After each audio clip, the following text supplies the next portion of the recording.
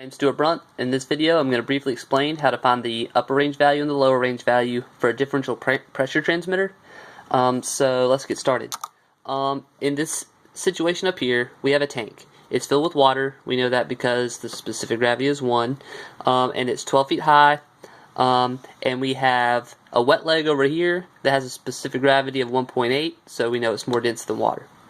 Alright, here's our pressure transmitter, here's our high side, here's our low side. So, let's find the upper range value and the lower range value. What we're going to do is we're going to use this formula over here. And this formula over here says that our differential pressure is equal to our pressure high minus our pressure low, which would mean our pressure high minus our pressure low.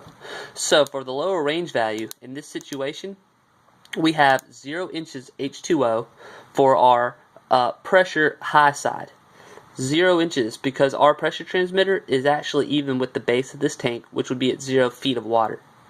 Okay, so we're going to have 0 inches H2O for our pressure high minus our pressure low side, which is going to be this hydrostatic pressure here. And in order to do that, we're going to use 12 feet of water, times 12 inches times 1.8 because of the specific gravity of this wet leg. Now we have the hydrostatic pressure for our pressure low side. And once we use this formula, we're going to find the differential pressure, and that's going to give us our lower range value, which is going to be negative 259.2 inches H2O. So for our upper range value, what we're going to do is we're going to look at this high side over here. We're going to look at the entire range because this is our upper range value. Low range, upper range value.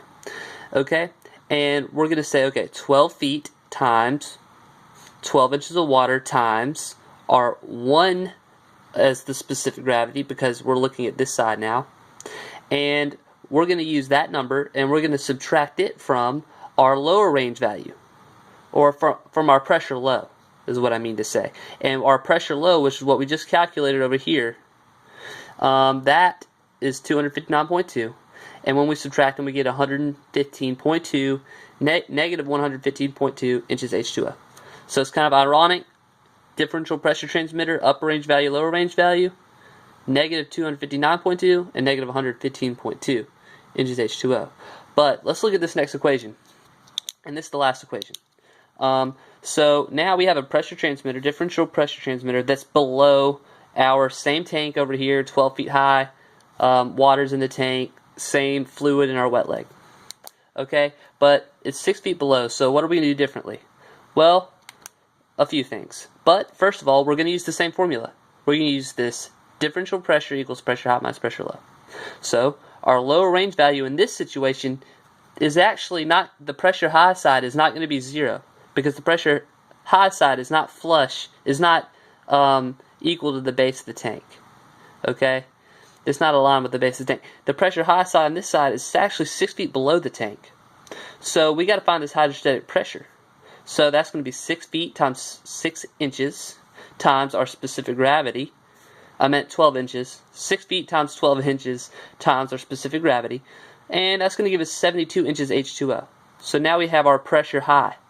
And our pressure low is actually going to be 18 feet because that's this entire pressure low side over here is what we're looking for. 12 feet and 6 feet, that's 18. So 18 feet times 12 inches times our density over here, our specific gravity is 1.8. So 18 times 12 times 1.8, that's our hydrostatic pressure. And pressure high minus pressure low, boom, negative 316.8 inches H2O. We're done with our lower range value. So now we got to use our upper range value. We're going to use this again. And this time, we know that we're going to use for our pressure high, we're going to look at this entire distance here, and we know that's going to be 18 feet times 12 inches times 1, which is going to give us a number that we're going to subtract our wet leg side, which isn't our lower range value like in the last situation. The lower range value was actually the same number that we took away. But in this situation, our lower range value was a different number than this actual distance here. And that actual distance was our pressure low. And we're going to use that same number over here. And we're going to subtract it. And we're going to get negative 172 inches H2O. So that's how you would get the lower range value and the upper range value for a pressure differential pressure transmitter that's mounted below the tank. Well, I hope this was useful.